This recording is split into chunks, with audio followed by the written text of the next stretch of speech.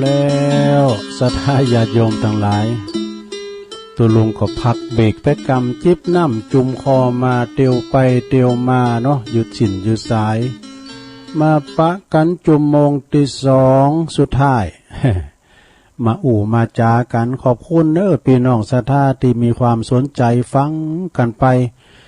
แล้วก็โทรกันมาหนักหนาป้าป่านตุลุมได้ฮับก็ไปว่ากันพยายามต่อไปหลงเนาะมันถึงติดกรรมหนึ่งหือใด ก็เป็นกำลังใจให้กับศรัทธาญาติโยมทั้งหลายที่เปิ้นอยู่กับบ้านกับจ้องก็ดีเนาะวันนี้นี่พิเศษแต่มันบดโบโตโซมันบ่ฮ้อนแต่ก็ยังฮ้อนอยู่นะเนาะฝนตกมาก็อบอ้าวอยู่ มันตกไฟใบไม้เตย แต่เมืองฝางว่าตกย่ำย่างเด้อว่าตกดีตกงามน้ำฝนนี่มันเย็นนะศรัทธาญาติโยมเปิ้นว่าเย็นฝนเย็นหยาดเย็นใจ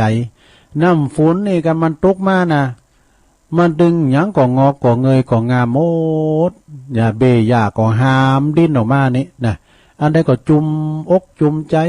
ใบไม้ใบตอกก็เขียวมาทางพืชพันธุ์ธัญญาหารต่างๆนะเพราะว่าจะเป็นของกินของหวานก็มาตามเมืองฝ่าเฮ็ดกาหนอกาเนี่ยหยังต่างๆก็มาตามนั่นเนาะแล้วก็เย็นหยาดนี่ก็เฮาอยู่ด้วยกันเนี่ยมนเจ้าหวานมีหยังก็ปรึกษาหารือกันมีการมีงานก็ช่วยกันญาติพี่น้องเคยญาติเฮานี่ขึ้นสู่ลุงหากันแต่ไปตัดญาติขาดมิตรเนิ่มได้ศรัทธาเนาะปีกันน้องกันเนี่ยเปิ้นว่าเจ้าตุลุงก็ไปว่ากรรมนะเปิ้นว่าเฮาพี่น้องกันนั้นฮักกันเอาไว้อย่าได้ตัดก้อมสินเปียงการปี้ว่าแล้วน้องจักไปเถียงตัดก้อมสินเปียงได้หยังพ่องเจ้าเกิดแล้วก็ตายบ่เมินก็เท่าหนีความตายไปบ่พ้นอย่ากะตำกำฮื้อมันล้ำล้นกำมันจังไส้ตันเฮาปี้น้องอย่าถือเฮาเขาจักปาเอาเฮาหมางใจเป่าจ้อย พี่น้องเฮานั้นอยู่กันเป็นถ้อยบ่มีมนทินขุ่นจำพี่น้องพิษกันเหมือนมีดฟันน้ำฟันแล้วก็อันหายลอยเฮาฟันน้ำนี่มันเจ็บปุดนะบ่ปุดจะได้ตัวลุงน้ำแข็งฮะล้อก็มันคุณอย่างนี่ การมากันได้ตามีหน้าพอหน้าบ่หันจะได้เอาแยงแว่นกระจกฮะโน่เนี่ยการมานั้นหมออย่า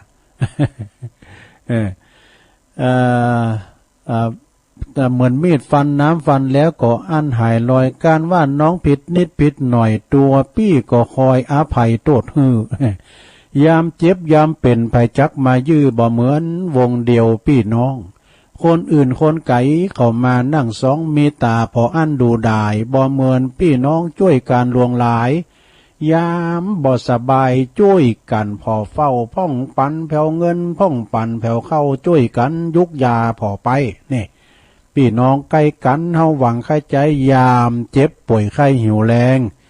ยามอยู่จุ่มเนื้อจักไปปากแห่งจากำรุนแรงเล่าเหนือเล่าใต้มัวเมาพิษกันแล้วเฮาจะได้อันยังขึ้นมาแล้วไทย บทกรรมในนาศรัทธาญาติโยมตุลุงได้จากพี่นานวิชาญชัยมังต้องมาเป็นตุแล้วนะเนี่ยเดี๋ยวนี้เปิดก่อนละสังขารลมหายตายจากไปเนี่ยพี่นานวิชาญจากสันกำแพงโธ่แต่ก่อนนี่เปิดสายเหนือสายใต้โคสกะนี่เน็ตกำแล้วแหละนะตุลุงก็ติดสอยหอยตามเปิดก็ได้กำเปิดมาพองอากาศเนาะสื่อกันไป เอาตอนนี้ไปก็เอาอันนี้เอาของดีมาวายกับเนื้อสดาเนี่ยของดีมีหลายอย่างด้วยกันคุณดีนะดีของคุณอยู่ที่การกระทำนะอย่างว่าเนี่ยตัวลุงไปช่วยการช่วยงานเนี่ยคุณที่เป็นแขกผู้มีเกียรตินะไม่ว่าจะเป็นสจแล้วก็ตั้งท่านนายอำเภอท่านปละท่านปลัดท่านนายกแล้วก็ตั้งสจน่ะเพิ่นผู้มีเกียรติเพิ่นมาหมดมากัดตามความดีมาน้อมลำลึกถึงที่คุณได้เพิ่นจากไปเนาะว่าก็พระแม่บุญศรีสร้างลิงเขา พี่น้องตุนพึ่งก็มาจัดลายพิ้นว่าโยมแม่ของงานท่านพระครูอดุลขันตายาธรนี่นะเจ้าตุลุงลืมประกาศไปพระครูอดุลขันตายาธรเนาะครูบาสอนเนาะขันติโกอายุเป็น73 พรรษา 44ปุถุขอด้วยกันจะได้ เป็นว่าเปิ้นละสังขารว่าได้เสาเก่าติมเปา เปิ้นนั้นโยมแม่เปิ้นเป็นคนปุ่นนะตุนพึ่งบ้านของแม่บุญศรีสร้างเลงกับบุญเนาะอันเนี้ยนอสตายังถึง10 วันได้ครับเจ้าปู่จานมาส่งตุลุงดอกครับรถของท่านพระครูนะนี่ก็รถเปิ้นนะกะโดเนี่ยรถท่านพระครูนะกะปุตโตดีแม็กปุตไสวัดแอร์ยินดีบ่โตปู่จานมาส่งเนี่ยเนาะพออาจารย์ปนันคำนี่ ไปที่ไหนก็ผมเนี่ยไปส่งพระนายเนี่ยพอดีเด็กแล้วก็เปิ้นนั้นละสังขารไปก็ปิดศพวันนี้ละเนาะก็ปะกับปีกับน้องกันหลงหลายเนี่ยเปิ้นได้ลุ่มหายใจจากไปนสดาญาโยมทั้งหลายปีนี้ครูบาอาจารย์เปิ้นเสี่ยงบุญไปหลายเนี่ยละสังขารไปจะหลายเนาะโทประเทศโทจังหวัดเชียงใหม่ละปูนี่นะโอ้เอามาเกิดพอได้ทันพระมหาเถระเปิ้นละสังขารไปแต่นอเจ้ามันไม่เคยมีนี่กะสดาเนาะบทพาบทเนรเนี่ยมันเคยมีไปเห็นเนาะแล้วสั่งจะมาสืบกันไปเนี่ยบางวัดบางว่าก็มีตน2 ตนบางพ้องก็มีตุนเดียวนะรักษากันไว้นะโยมเนาะเอาอกเอาใจของตังพระสงฆ์องค์สัมมาเนรเนาะดีของคุณก็คือดีการกระทำนะดีของกินล่ำก็คือดีโง่ดีควายโอ้โห อย่างแม่อุ้ยอินแต่เจ้าเนี่ยเอาชะตังเอาไปชื่อจีนเนี่ยเปิ้นมันจะดีก็ดีก็หลวงเอ้ยก็ลองน้องแกงฝักแล้วก็แกงกำมันเนี่ยขืนฝืนวะเนี่ยก็มีปกลกปักลังก็บอกขืนหมอจอพักกาดก็จะกำตนน้องแคบมันมีหมูฮิปปี้โดนไปลำเป็นอย่างนึงเนาะดีนะกะดีนี่ก็จังมีเนาะก่อนตัวลุงไปกุมเข่าเป็นตัวใหม่เนาะไปกุมเข่าพวกก็ใส่อะไรกะเอาสมาร์ทเอาจีนที่มาใส่ถ้าแต่แหมมันถูกใจตัวนะเนี่ยไปแหมคนเดียวเนี่ย เอาแหมคนเดียวเนี่ยปรากฏว่าอาบัติก็มีอยู่เพราะนะต่อไปดีสุขสบายก็คือดีการบำเพ็ญบุญนี่7 วัน 7 คืนเนี่ยสดาญาติโยมทั้งหลายเตียนวัดสันติวนารามเนี่ยเพิ่นมากันตึงวันพระสงฆ์องค์สังฆเจ้าก็ดีตึงไปในไปนอกตั้งหลายปิ้งตั้งเนาะวังปลาสร้อยพุ่นนะตั้งตาลุวังปานเพิ่นมากันตึงวันสายบุญน่ะท่านพระครูสุคนทศีลพิรมเนาะครูบาติบเปิ้นมาถึงว่าน่ะแล้วก็ครูบาอาจารย์ทั้งสายหลายปีน่ะเปิ้นสายบุญเดียวกันน่ะศรัทธาก็มากันถึงวันน่ะงานศพตุดเจ้านี่นะศรัทธาเป็นงานโลมเนาะงานสวนโลมเป็นงานหน้าหมู่น่ะเปิ้นมาช่วยกันแต่ศรัทธาญาติโยมทั้งหลายนะบัดเดี๋ยวนี้เปิ้นตรงนี้เปิ้นมีตุเจ้า3ก้อเปิ้นละสังขารไปเฮก้อนึงเหลือ2น่ะดู เหลือตัวปีแก้วครับท่านพระมหาบุญธรรมเนี่ยนอสดาเนาะช่วยกันไปแล้วก็ดีบุญท้องถนนเนาะก็คือดีเคารพกฎจราจรเนาะการห้อมพอที่เปิ้นเคารพจราจรรถแต่ละการบ่ได้นี่เปิ้นมีกล่องถ่ายรูปมื้อน่ะนอสดาอันนี้หน้ารถรถไผวิ่งเร็วไผแซงหน้าแซงหลังปาดหน้าปัดหลังมันหันโดยกล่องฟ้องโดยภาพมื้อน่ะสดาไผผิดไผถูกมันมีหันหมดมันรถเดินมันมีกล่องหมดนะไม่กล่องตึงหน้าตึงหลังสดาเนาะก็เลยหันว่าภัยพิษภัยถูกเวลามันมีอุปัตวเหตุกลางถนนเนี่ยมันปาดหน้าเพิ่นนี้แล้วมันเบรกนี่เพิ่นก็จุดนะเนาะฉะนั้นก็เคารพจราจรเด้อดีของบุญท้องถนนก็คือดีการเคารพจราจรนี่และดีก่อนนอนเหรอหลวงดีก่อนนอนเราอาบน้ำไปเด้อก่อนเขารับเขานอนก็ลาสีอยู่ที่เท้าล้างเท้าไว้เด้อล้างตีนเนี่ยดีก่อนนอนก็คือไหว้พระแล้วก็สวดมนต์นี่บัดเดี๋ยวนี้ได้กันพร้อมแล้วก็ญาติโยมทั้งหลายอาจารย์พระครูอภิวัฒนวิกรมเนี่ยเปิ้นก็สวดธรรมจักรกับวัฒนสูตรถึงวันนะถึงวันได้พร้อมแล้วก็ตุลุงนี่ได้มนต์บทนั่นอุตาปาติญาณังอุตาปาติปัญญามนต์อันนี้เป็นธรรมจักรกับวัฒนสูตรเป็นธรรมที่พระพุทธเจ้าได้ตรัสรู้เป็นธรรมกันแหลกเตดกันแหลกมีคุณฟัง5คุณแล้วก็มีคุณหูให้คุณเนาะ อันนี้นะแต่ที่วัดพระธาตุดอยน้อยนี่เอาถึงวันเนอะกันสวดไทยก็สวดเมืองแต่มันเจวาจ้าอย่าอ่านเนี่ยบทไปลุบระบนันมายำไฟ โดยมันเต้นมันเนาะสวดธรรมจักรกับวัฒนสูตรแล้วก็ดีเบื้องบนเนาะดีเบื้องบนก็ฟุ้นโต๊กได้ใจแหลมใจแหละดีเบื้องบนนี่ก็ดีสวรรค์นิพพานนี่ดีสวรรค์นิพพานนะอันนี้หนังสือของข้อคิดคำคมคารมตุลุงธรรมเนี่ยพระครูพิสุทธิ์ธรรมสุนทรตุปีสมภารเจ้าวัดใหม่กระหม่อมทองเนี่ยวัดบ้านใหม่นะเปิ้นมอพตุลุงนะตุลุงก็เอาว่าไปลืมไปลืมมานะมันมีที่ขยายมานะเนาะว่าไปแล้วก็ดีเบื้องบนก็คือดีสวรรค์นิพพานนี่ดีประจำงานเนาะหลงดีประจำงานอย่างก็คือดีการบริจาครวมทำบุญโอ้ยศรัทธาญาติโยมโอ้ยเฮาวันนี้ในโซนกระแสเลยเนาะเอาไปบอกบุญบอกเอิญเชิญชวนพี่น้องตังสันติวนารามบุญนะกระดาน3กระดาน4กระดานในปัญหายอดสางติมไปหมดเหรอโอ้อันนี้บองพองก็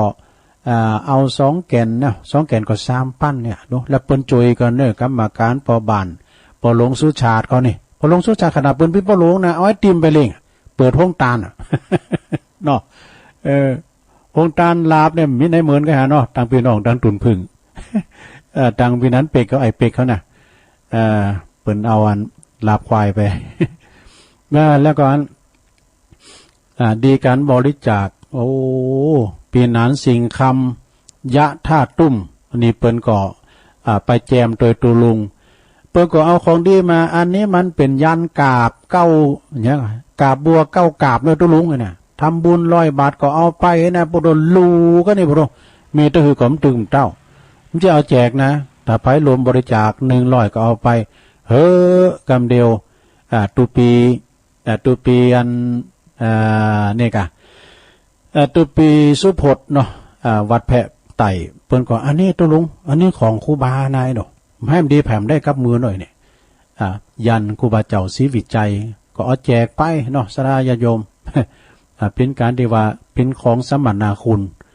ไม่เชื่ออย่าลบหลู่เนาะเอาไปไหว้กับหอกับเฮินอยู่ดีมีสุขกันนะดีบริจาคการรวมทำบุญนะแล้วก็ดีต่อไปดีต่อผู้มีพระคุณก็คือดีกตัญญูกตเวทีนี่กตัญญูกตเวทีตาต่อบิดามารดาคือพ่อแม่เนี่ยนะพ่อแม่บางทีนี่พ่อแม่นี่เป็นเจ็บไข้บ่ได้สบายก็ไปพอไปกอยไปดูไปแลเพิ่นนะปิ้นปอก็ดีคือว่ามีความกตัญญูต่อพ่อต่อแม่บัดเดี๋ยวนี้เฮาหันได้ว่าโอ้สำเตยก็ปอก่อนนะแกปอขาลูกขาปอมีหมดนะสถาบัดเดี๋ยวนะได้ได้ขาฟันบันแต้งกันสำเตยเนี่ยเมาไอ้ก้าเนี่ยมันลืมคิงไปดู ก็เลยทำยังมีความประมาทนะพลาดพังไปก็เลยเลิดตุกย่างออกก็ถือว่าเป็นอกตัญญูต่อปอต่อแม่เนาะดีภรรยาสามีนะดีจือซื่อสัตย์ซื่อสัตย์รับผิดชอบต่อครอบครัวนี่สามีภรรยานะดีต่อกันบ่ได้หลักอกหลักใจซึ่งกันและกันอยู่กันอย่างซื่อสัตย์สุจริตจริงอกจริงใจอยู่กันไปอย่างมีความสุขนะดีบ่มองมัวนี่ดีบ่มองมัวนี่หรอดีเว้นจากอบายมุขนี่อบายมุขนี่มันก็คือมีหลายอย่างนะเอาละเว้นจากอบายมุขต่างๆก็มามองโม่เนาะอยู่ดีมีสุขกันแล้วก็ดีไกลจากคุกจากขอกนี่ก็คือดีศีลดีธรรมนะดีศีลดีธรรมกันไปดีมีศีลมีธรรมกันไปดีเฮาปราศจากคุกตารางนี่นะบางพ้องก็ดีกะโตดีอย่างไรอยู่ในขอก็ดี10 ประการน่ะ ดีอย่าง1ได้กินข้าวฟรีแต่กินข้าวแดงกันเนาะ2ลำอย่าง2คุณคอยคุ้มกันน่ะ มีทัศดีเนาะเป็นคอยคุมกันสามมีภัยมีภัยจะคือเมื่อโควิดเข้าไปในคอผมอย่างกันสี่แล้วสี่ก็ได้เปิ้นมากได้เปิ้นมากซ้ำเตอคุณนะตัวไปหลุนจุนนะปีก็มาลายพุยเขาไปซักเย็นเอาในบ่ใช่ไหมมันมีเจ้าหมูลูกเนาะลายพุยเมื่อก่อนนี่กันว่าภัยซักเย็นมานะเปิ้นว่าไอ้ขี้โซ่หรอไอ้ขี้คอกว่ะเดี๋ยวนี้เหมือนกันโมดญาติโยมทั้งหลายเขาเห็นฝรั่งนี่มันปั๊มมาดูมันจะซักนะคุณห้อมเดี๋ยวนี้มันปั๊มว่ะก่อนนี้บทโทษเปิ้นซักยันเนี่ยเปิ้นกินฝิ่นกันว่ะพอหลวงเขาว่านะโอ้มันเจ็บนี่ตุ๊ได้กินฝิ่นกันได้มันเมาฝิ่นเนี่ยเปิ้นซักเต็มทีน่ะดิก่อนนะเปิ้นว่าน่ะแล้วก็ข้อหาล้อมหยังนานข้อหาล้อมหยังอันอายไอ้เนาะข้อหาก็ได้ลดสารของชีวิตกะ ลดสารของชีวิตในขอกะก็เข้าไปหันเนี่ยเมื่ออ่านปีเลี้ยวก็ปีได้เนี่ยตีไปสามกาซาดปดโตมันไก่คอกันแน่นอนเลี้ยวพอตั้งหลังในปีนี้กูอะไรหลงกำแพงเป็นสูงขนาดคอเก่านะขนาดคอเก่านะที่ในกลางเมืองเชียงใหม่เดี๋ยวเปิ้นย้ายไปทางแม่เต็งแม่ริมบุญนะอาจารย์พระครูใบดิกาประเสริฐประสานโนเนี่ยเปิ้นเคยมาเข้ากำที่หานะ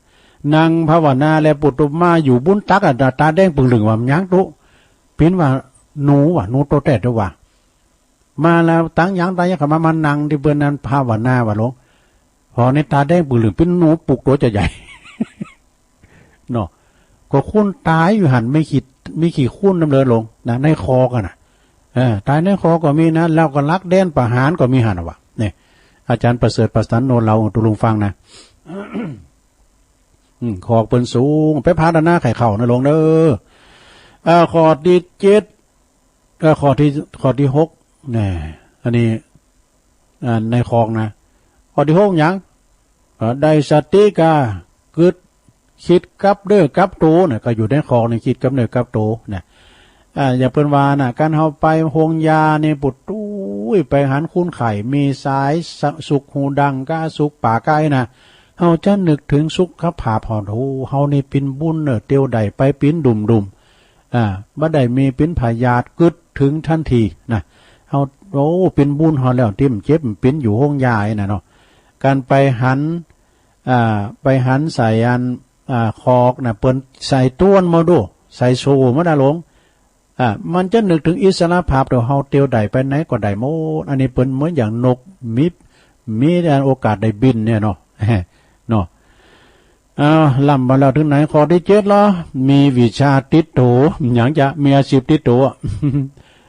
ข้อที่8แล้ว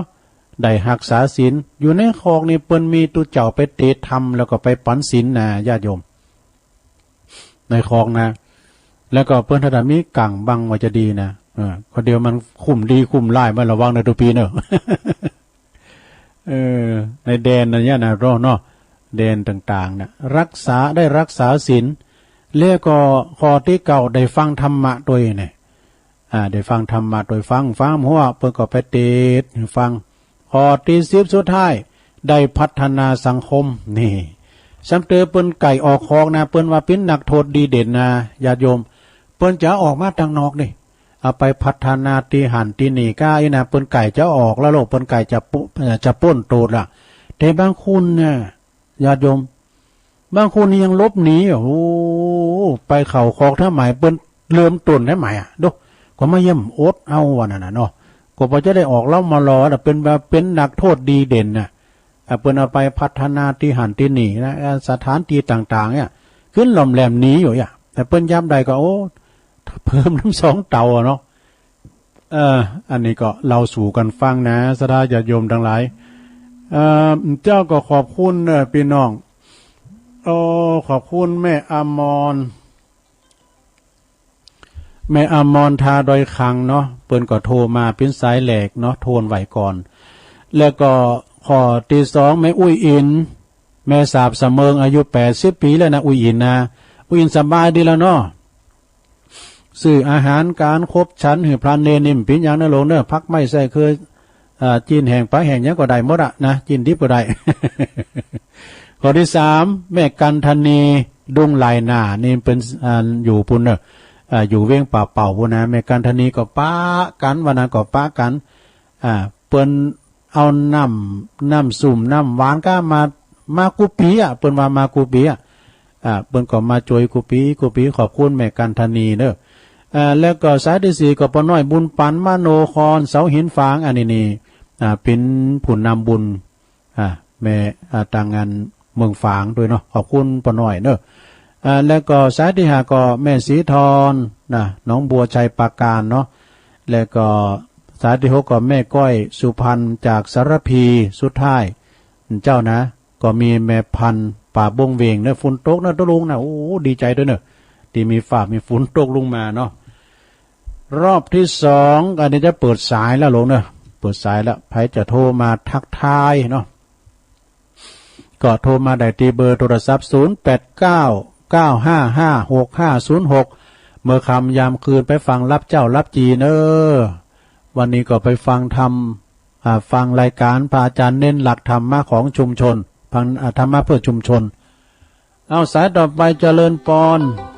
เข้ามาใหม่เริ่มเจ้ามันลุกไปคนเดียวมาตุลุมเย่ๆอย่างมันเด้อเอาเข้ามาใหม่เด้อสายเจ้าเจริญปอนโอ้ป่อบุญมีมาแล้วฝุ่นตกป่อมาบอกนะคุณนะครับมืดเวลาครับลุงก็อาจจะตกวันนี้นะอดเอาป่อโอ้นักผ่านมันตกขนาดนั้นคืนได้น่ากะเมืองฝางเปิดตกเลยครับเมืองฝางนี่หมันได้กะเป็นใบไม้ต้นตอกเปิดอุดมสมบูรณ์เนาะตั้งเราเนี่ยก็โอ้เนาะตั้งซ้ายตั้งปูนเดี๋ยวมันดอยอินทนนท์ตุลุงไปออกกำลังนะหันหมอนซอกตอกถึงวันฝนได้ตกถึงวันดอยมีแม่เนี่ยลอยไม่เดี๋ยวก็เดี๋ยวเกินโลเดี๋ยวลอยน่ะพี่ยังอดเนาะสักวันมาถึงตกเนาะขอบคุณป่อบุญมีป่อบุญมีเมืองกลางอันนี้ก็สายเก่าสายเดิมเหรอเนาะเจริญปอนเอาเข้ามาใหม่เอาไหว้สาอาจารย์นิพนธ์กราบนมัสการครับครูบายองโอ้สาธุวันนี้วัดพระธาตุดอยสุเกตรู้สึกติดโวยเนาะกดปุ๊บติดปั๊บดีกะมันสายห่างด้วยวันนี้เนาะวัดพระธาตุนมัสการสาธุไหว้สากราบไหว้บรรทาครูบายองเจ้า3 โมงแรงแสงตะวันเศร้าหายความเงียบเหงาเบ่งเบาทุกตรมได้ยินสำเนียงเสียงโยมผสมกลับมาลื่นลมสร้างสมเฮฮาขอให้สุขีคิดมีปัญญาร่วมแก้ปัญหาศรัทธาพอใจต่างคนต่างคิดร่วมจิตสดใสเฉลยความในเล่าให้กันฟังโยมน้อยคนหนึ่งชอบซึ้งเรื่องหลังอ่านก่อนให้ฟังทั้งอีกคำเก่าแม่สายพินเสริมเพิ่มเติมซอเอาม่วนงานสันเล้าคักเขาเสียงเพลงหลวงพ่อมานิดชอบทำจิตเพ่งวิจารณ์บรรเลงขอเร่งเวลาทั้งเนนเอาลักก็อย่าช้า2 ครั้ง 2 คาโทรมาเหลือเกินขอสุมาเตอร์เขียนเลอะเทอะเมินเดี๋ยวญาติโยมเอิ้นว่าชอบเล่าขวัญขอจากไปก่อนแล้วย้อนมาพันเพราะวันใหม่นั้นยังมีรอคอยแน่นก่อครับถูกต้องสาธุแต่วันนี้ก็ต้านวันนาก็ได้อยู่ขอบคุณอาจารย์นิพนธ์นะครับเด้อเจริญปอนกราบไหว้สาครับหลวงลุงอันนั้นมันเน้นเอาลักเข้ามาแล้วครับโอ้โหวันนี้ก็ม่วนนอนได้ฟังธรรมตัวได้ฟังคติตัวได้ฟังบทกลตัววันนี้ม่วนเนอขอบคุณเนอหลวงพ่อนิพนธ์วันนี้มาก่อนแต่ได้ยินชื่อติดปลายนวมหน่อยก็ยังดีแล้วนะยายครับเป็นกำลังใจหลวงลุงนะครับวันนี้ขอบคุณประเด็นเอาหลักเอาหลายๆบึ้ดเนี่ยก็มาเนาะตามปกติคืนบึ้ดครับผมครับจับไปสาครับขอบคุณ นี่สมณเณรเอาหลักว่าเพิ่นก็มาแทนตุลุงโดยแทนท่านอาจารย์พระครูอภิวัตรเปิ้นลายมาหาตุลุงขอแทนกรรมตุลุงก็ขึ้นอยู่ในงานบุญเนาะก็เลยเมตตาบารมีธรรมอาจารย์พระอาจารย์เน้นหลักก็มาแทนเนี่ยเนาะขอบคุณเน้นเน้นหลักเอาเจริญพรกราบนมัสการเจ้าโยมพิสมัยมาละเตยกันมาละอันอาจารย์นิพนธ์เนาะสำเนียงเอาลักตัวติดตามมาได้น้องละลักฟังได้จ้าละเหมือนกันเจ้าตะลงฝนตกมันตั้งเที่ยวฝนตกนะตอนนี้ก็ตกเหมือนกันแล้วไปละต้มคืนละค่ะตกหน้าก่อนหลายอยู่ก็หาตุลุงมินี่เนี่ยตุลุงไปบันหงอ๋อมันหมักเย็นเนาะแต่ว่าวันนี้เย็นน่ะมาขี้ค้านในแต่ฝนตกแล้วมาหาขี้ค้านน่ะค้านอะไรบ้างเจ้าขอบคุณยินดีเนอะ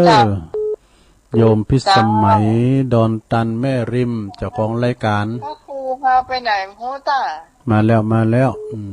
ยินดีเนอะพ่อครูว่าพี่ว่าแต่ไปไหนมีเนี่ยมีวัดเนี่ยเปิ้นเมื่อไหนเจ้าไปก่อนไลน์มาให้ตุลุงอยู่อ๋อจะเจ้าเปิ้นก็ว่าถึงวัดแล้วกาเปิ้นก็จะตัดสัญญาณมาทางบุญเนี่ยค่ะเจริญพรปลาไปตาตุลุงจ้าโยมพรป่าเศร้าค่ะจ้าเขากราบไปซาพระอาจารย์นิพนธ์วัดคาถาเตยสเก็ตเตยนะเจ้ากับลูกเนนอลักเตยกราบไปซาเจ้าแต่ตุลุงสมัยก่อนนะโยมนะหันปลงเป็นชักพระเดียวก่อมอ่ะเนี่ยแม่นกันอย่างปลงเจ้าคือเขาพอจะเปิ้นลุงเตียวก่อมนะปดต้มก่อนนี่เปิ้นซักยันเด็กจ้าแล้วก็ที่คอเก่านะมันทางแต่ว่าในเด็กลุงแดกอาหารก็มีหันคุณดีนนักโทษที่ปนั้นเนี่ยเป็นข้อตายยังไม่ตายกันนะโอ้สัปปะกะสัปปะจ้าเวลาเปิ้นถอนเนี่ยนะออกไปลูกประจักษ์เวลาเปิ้นปล่อยวาวอย่างนั้นนะบางทีเปิ้นถ่ายรูปไปว่าดิจิตอลนะก็หันปินตาคนละยิ้มอ่ะแสดงว่าเปิ้นอิสระไปอิสระแล้วเนาะเจ้าเนาะเปิ้นไปดีแล้วเนี่ยจ้ะเจ้าคือแบบกำลังใจตุลุงเนอะเจ้าแล้วกราบอาสาเจ้ามันเป็นหน้าโกได้กะคอกับก่อนในเปิ้นนี่มนต์ตัวเจ้าไปเข้ากรรมเนาะไปปลดปล่อยดวงวิญญาณต่างๆนี่กะเจริญพรเจ้าไว้เจ้าท่านนานแม่กันแม่จันสีเนาะเจ้าแม่จันสีลืมฟังท่านเมาก็ฟังเพลงกำลังได้ฟังเนี่ยไปพิ้นหยังก่อเพราะว่าวันฮือก็มาทำแล้วเจ้าวันฮือวันที่วันพัดเนาะเจ้าเมื่อเจ้านี้ได้ฟังอยู่แจงโหรินขอบคุณแม่นักๆเด้อแม่เจ้าไปเจ้าก็เดี๋ยวเปิดเพลงอันอย่างก็เราไม่จัดเจ้าขอบคุณเด้อแม่เด้อเป็นคติดีเด็กเปิ้นว่าอันสูงตอนใดก็ต่ำก็ยังบัดเต่าเล็กกว่าโลงนะกะเพลงเจอะเจริญพรนี่เจ้าภาษาเจ้าไม่น้อมกะเจริญพรแม่ไหนไม่น้อมอ่ะที่ไหนตั้งใดจ้าน้อยนี่จ้าโอ้แม่หนอกะแม่แม่ครัวแม่หนอสุแก้วกำลังใจเด้โอ้คนบ้านเดียวกันข้าลูกวัดวันนี้ไปวัดกุงลืนไปเป็นหยังก่อนไปกุงลืนมาก้าเป็นหยังขอบคุณแม่หนอนักๆเด้อเจ้าสาธุเพิ่นโทรมาก็ดีใจแล้วนะแม่หนอนี่เปิ้นเป็นโยมแม่ของท่านพระอธิการประสบโชควิสุทธิธารีตุปินหนึ่งเนบเเจริญพรสาเจ้าต้องได้แม่ ตั้งกก โอ้แม่บุญกาดกล่อมดูจะครบทีมแล้วเด้อตั้งแต่อาจารย์นิพนธ์เน้นหลักโยมพิสมัยโยมพรมาหลายคนหลายท่านกาดกล่อมมีคนตัวไพศาลตัวเนอไพศาลอันนั้นตัวเน้นรักอ่ะพระอาจารย์เน้นหลักจ้ะพอดีน้องใหม่ตัวนอกมาเกือบครบแล้วเนอพี่น้องพี่พรก็มาแล้วพี่พรก็มาแล้วแม่บุญกกหันมานิดมาเนาะเดี๋ยวเพิ่นก็ติ๊กน้อยขนาดมันถึงคิวเด้อกันติ๊กกันเนาะเพิ่นยังถามหาไว้สาประตูเนอน่ะกะเจ้าขอบคุณแม่บุญสาธุโธแม่บุญนี่เปิ้นปิ้นกุกนะปุดแกงแค่จันลำเฮาฟังเพิ่นน่ะแกงแค่ก็ไอ้น่ะปุดแกงแค่จินแห้งเมาะเจริญปอน089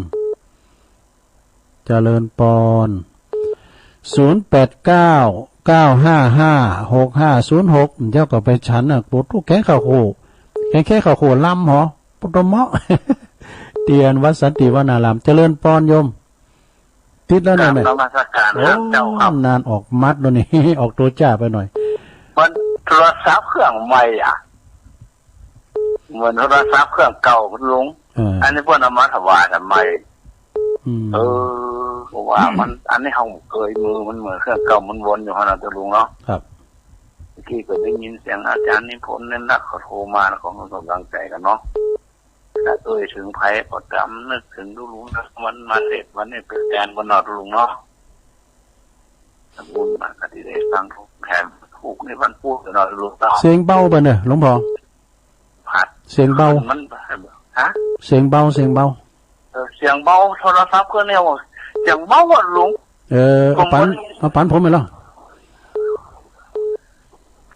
อูมาเลยหลวงพ่อกับมันข้ามันหายพอนอกได้ก็นอก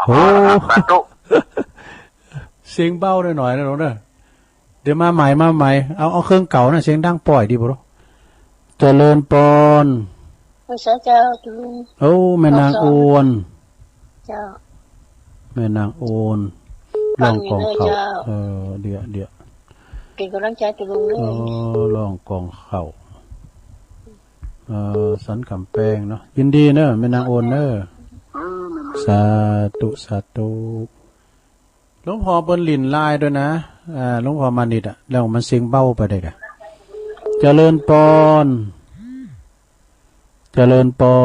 เข้ามาใหม่เนอะเข้ามาใหม่ตุลุมจะเย็นอย่างมันนะเวลาบ่เลิกบ่เตือนเนอะเจริญปอน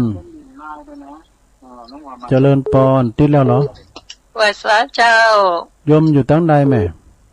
น้องเจ้าแม่ครูขอเปิดตำนานวันนั้นคืนรบกวนหน่อย 1,300 กว่าปีวันนี้เอาปินจ้าปินหนาเนาะกับไวสาทันพระครูตัวสุขีตุลงยองฮะได้ยินอยู่อะไรแม่อะไรว่าได้ยินแล้วเนาะได้ยินแล้วเอาใหม่กราบไวสาทันพระครูสุขีตุลงยอง ตื่นเจ้าต้องเปิดตำนานงานข่าวสารเปิดสถานีฟังวิทยุเป็นธรรมทานเพื่อทุกทานสุขสำราญขันนิพพานตี 3 ตี 4เปิดสถานีฟังตุลงยองนัก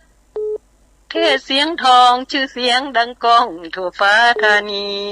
ตัวจริงเสียงจริงวัดดอยน้อยจามเทวี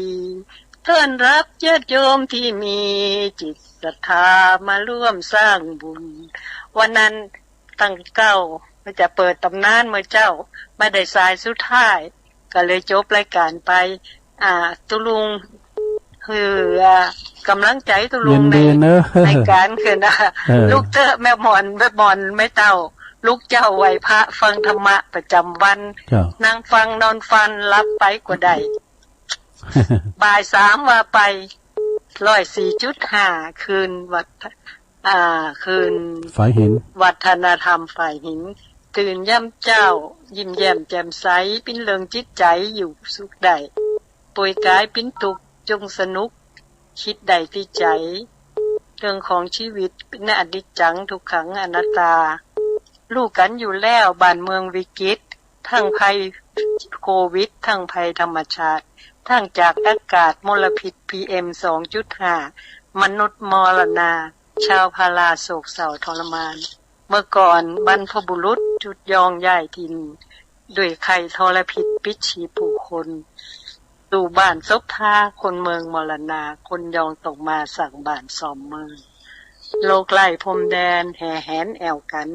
เล็กการท่องเที่ยวเกี่ยวพันโทติดไวรัสโควิด1925-3ลามปามแพร่พันน้ำตาหลังตัวโลกต้องเฮียนฮู้วิถีชีวิตใหม่นิวนอร์มอนต้องตายผ่อนชีวิตวิกฤตหนาเฮาต้องสู้ด้วยสติและปัญญาภาสิทธิ์รวมกันเฮาอยู่ต้องเปลี่ยนไปแยกกันเฮาอยู่ได้สบายหนาอยู่รวมกันหมู่หลายอาจต้องตายโลกกระจายคนสู่คนคนตายหมู่แยกกันเฮากลับอยู่สู่โลกร้ายมันกระจายสายพันธุ์หวั่นกลัวหนาสวมหน้ากากป้องกันได้นานาอยู่เคหาระวังภัยกับตนนะทุกเจ้าสาธุอันโอ้พระเจ้ามันบัดต้นการเพราะฉะนั้นก็เลยมาเอาต้นบ่ายแล้วก็ต่อไปก็อาจจะเขียนหรือตุลุงแม่เฒ่าแห้งหน่อยไปแล้วดีหลายๆนะแม่ครูเนอะแม่ครูลงสาธุถูกละ0899556506เจริญปอนไหว้เจ้าโอ้หลวงโอนะเจ้าแม่หลวงโอนกิติลังกาฟังโทรไม่เจ้าอียาวจะยาวละหรอกแต่ได้ยินชัดเจนเนาะหน้ากาชัดเจนดีเจ้าโอ้ดีกะปวดกับมาโจกแค่มาเอาแค่ปากกับมาโจกเนาะยุ่งว่ามันโจกจ้าฮะคือเนี่ยโจกกันนะลุงเนาะนั่นก็อันคือแล้วตุลุงขึ้นอยู่นี่ว่าอันไปปุ่นน่ะบึงเจ้าไหว้เจ้าหลวงโอนเนาะหลวงพ่อมานิดเปิดจะเจาะน้ำบาดาลก่องบประมาณ120,000พระจะไปช่วยเป็นก็ช่วยเนอแป๊บตอนนะก็600ปลายมันได้นะช่วยเปิ้นเนอะเปิ้นน้ำมันแรงนะที่ปุ่นน่ะสำนักสงฆ์หอมบุญป่าไม้แดงดอยสะเก็ดนะหลวงพ่อมานิดถาวโรเจริญปอนกราบไหว้สาเจ้าตุลุงแม่บุญพินนะเจ้าตุลุงชนันพระชัยวัฒน์นาคาเจโนตุลุงยองฟังตุลุงอยู่เนอะแต่ไม่ค่อยได้โทรเพราะฟังคนโทรกันม่วนดีตุลุงแล้วธรรมะคลายเครียดเดี๋ยวแม่บุญพินกับฟังเนาะมันว่าพระอาจารย์นิพนธ์กันเจพรคนละครึ่งอีกอ่ะอยู่แม่ฟังเกี่ยวกับฟังตุลุงก็ไข้หัวด้วยธรรมะคลายเครียดก็ไข้หัวได้เพิ่นไปซะนะฟังตุลุงอยู่เนอะต้องเทฝนลุงตอนนี้ก็ฝนตกแต่มันมืดอยู่เหมือนกันแต่ว่ามันมืดวันนี้ตกแต่ละแต่กะถึงวันแดดนั่นน่ะฮ้อนโอมฝนน่ะกะเป็นกำลังใจทุกคนขอบคุณแม่บุญพินเนอร์สาธุจากโรงพยาบาลลานนาเนอแม่บุญพินอ่ำคดนะโรงพยาบาลลานนาเอาโทรเข้ามาได้เวลาเหลือหลายอยู่เด้อ0899556506เจริญปอนยายพรยายพรเจริญปอนร้องบวชเลยมาขายไม่ดังเนี่ยจริงๆแล้วฟังเจ้าละก้าฟังจะเปิด3 โมงอ่ะโอ้ดีกะเยอะไปเจ้าที่โทรไปเจ๋งดำมาร้านอาจารย์โอ้ก็มันจะคิวตุลุงนี่แหละโทรมาอยู่ใจนะเจ้าเนี่ยมันการเดี๋ยวเนี่ยก็แน่มันคิวของท่านพระครูบนโดมันจะทั้งตุลุงนี่ตุลุงวันพัดตรงกะตุลุงวันพัดตรงกะโทรมาอยู่ติ๊กว่ายายพรน้ำเจ้าวัดเนลักออกอ่ะออกกะวัดเนลักมาแทนอ่ะว่านี่เปิ้นมาแทนกับว่านี่ตุลุงอยู่ในงานบ่หรอบึดกับเปิ้นจะออกอยู่อาจารย์เน้นหลักอ่ะคืนบึดเกมน้ำมุนวันเด้อยายพรเด้อจะเอาก่อนนะหมดเวลาละแต่หมดเวลาแล้วเมาเตือมันยาวเด้อบึดมันโทรมาที่บาอาจารย์เน้นหลักเด้อยาว ความสุขคนเฒ่าเอาเลยกระเจี๊ยบเว้ยเอากระเจี๊ยบเว้ยกระเจี๊ยบวาเลยเอาเลยวันเกิดอ่ะมันเกิดเป็นฟังกันบอกกายอยู่นี่งานวันเกิดยิ่งใหญ่ใครคนนั้นก็เอาเลยยังงานวันเกิดยังใหญ่ยิ่งใหญ่ใครคนนั้นเนี่ย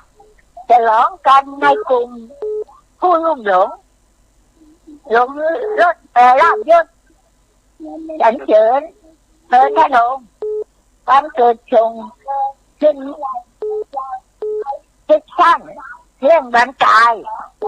อีกมุมหนึ่งชื่อเหงาหน้าเศร้าแท้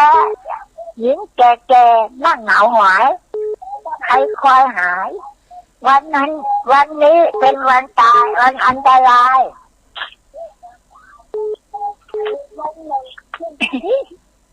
แม่คลอดสายโลหิตแทบเป็นปิดชนวันเกิดลูกเกือบท้ายวันตายแม่หยิบท้องแท้ไม่เท่าไหร่นิดได้บุญว่าวันกะอุ้มท้องว่าจะคลอดรอดเป็นคนโจแบบนี้เพราะใครเพราะเลี้ยงลูกเกิดเอาให้กึ่งนั่นก่อนเนอะยายพรเนอะมันยาวนะอันนี้ตัวลุงหูละขอบคุณยายพรหลายๆเนอะอันกึ่งเนื้อมาวามขึ้นบื้อตีตัวปาจันเน้นหลักบนเนอะพอรับลายโอ้เป็นรับลายยืนน่ะบทโตเป็นรับลากาได้ประเดี๋ยวจุดขาดนะสาธุโทงานยิ่งใหญ่วันเกิดใครคนนั้นนี่นะสายต่อไปเหลือทำ15 นาทีอยู่นะเจริญปอนที่หลัง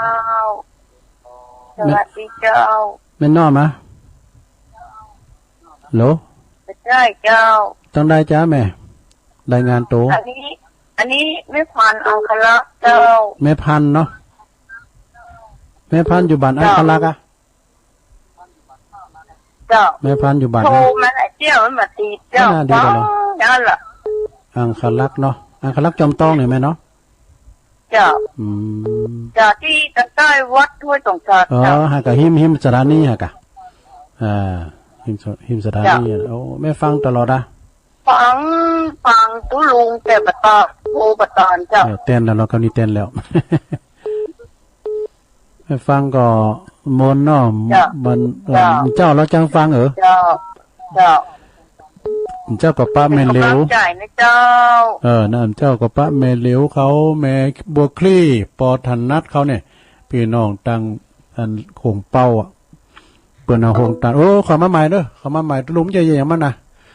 เอามาใหม่มีเวลาอยู่0899556506เจริญปอนภาษาเจ้าลุงแม่สมภาษณ์อันนี้รอบ2แม่พินนะเจ้าแม่พินเนาะแม่หยังแม่พินนะแม่หยังเจ้าโอ้นั่นกำลังงานพัดผลิตไม้ใส่ที่ส้มอยู่มอกะเจ้าอันดีไหมตัดเจนเจ้าเจ้าว่าเจ้าขอบคุณเนอะแม่เนอะแม่พินกันแล้วแฮมกินอยู่เจริญปอนไหว้สาเจ้าตุลุงย้องเมสินวันผมม่วงไหมสันตุนมงเนาะเจ้าเมซิโน่นะต้องให้ผมโต๊ะกันนะเนอะโอ้ดีกะโทเอาพวกโต๊ะก่อนแต่นี่ก็มันขึ้นแล้วในโต๊ะกันฮะมันขึ้นแล้วตุลุงก็ไม่ได้อยู่วัดเลยนะเจ้าฟังเนอะฟังกูเตือแม่สิจุ่มรอฟังแม่สิจุ่มไม่หันนะเจ้าแม่สิจุ่มพวกอยู่คนเดียวเนี่ยค่ะแม่สิจุ่มแม่สิโน่น่ะสันตุนมงไม่อายเนาะแม่สิจุ่มแม่สิโน่นขันห่วงเนี่ยไม่อายนะไม่อายยินดีนะแม่เนอะโอ้ขอบคุณหลายๆสาธุอันนี้ผมฟังตลอดพี่น้องตามเมืองฝางแม่อายใจประการเนาะโทรมาแม่แจ่มให้เชฟเขาเจริญปอนเจ้าแม่น้อมหลายวันนั่นไปได้โทรเจ้าแม่น้อมตาจ้างเจ้าฟังชัดเจนดีเนาะแม่น้อมเนาะ ชัดเจนดี ฝนตกหลายเหมือนกันน่ะฝนมันตกนะนะครับการเดินนี่ถ้าตกเนี่ยวันนี้พิษปกติหน่อยนะถ้าจะเอาอยู่เนอะมันไม่ได้คิวค่ะนั่นนะครับเพราะได้คิวบ่อยก็ก่อนเนาะแต่วันนี้เดี๋ยวหัวไหนเนี่ยแม่น้อมเนอะวันนี้ถ้าตกเนอะเนาะแล้วมาเนาะปิดเอาท่านนี่วันนี้ละปิดไปละนะครับยินดีแม่น้อมหลายๆเด้อจ้าสาธุอันนี้ตาจ้างเด้อตาจ้างก็ฟังกันหลายกับแม่โบคำเขาดูแม่เพนเขาดูปอกันขจรเขาเจริญปอนเจ้าวัชเจ้าตุลุงเจ้าแม่อยู่ไหนโทรมาจากเมืองฝางเจ้าบ้านเสาหินแม่เม็ดเนี่ยเจ้าโอ้แม่เม็ดอ่ะโอ้เจ้ามันไม่ฝนตกขนาดเนอะเดือนนี้ก็ตกอยู่เจ้าโอ้ดีแต่8 โมงแล้วนะโอ้โหเมื่อก่อนยังเป็นกรรมกันเนี่ยข้อวันนี้อันน้ำในนาเนี่ยพะเกิงขนาเนี่ยที่บ้านโตเป็นดีติมอกติมใจแต่เนาะตกแต่ตกว่าดีละจุ่มเหนื่อยยิ้มใจนะขอบคุณเนอแม่เม็ดเนอสาธุโธ่อันนี้มึนไหนเปิดมาหยอดด้วยแม่เม็ดนี่นะอ้าวทำสายหนึ่งเจริญปอนสาจ่าตุลุงโอ้โหแม่พญาเข้ามาแล้วแม่จันเรือนใสเจ้ากับพี่กามได้อู่จะกรรมหมดเวลาเองเจ้านี้ไม่ได้ฟังก็เป็นสกรรมหอตุลุงอ่ะโนการช่วยงาน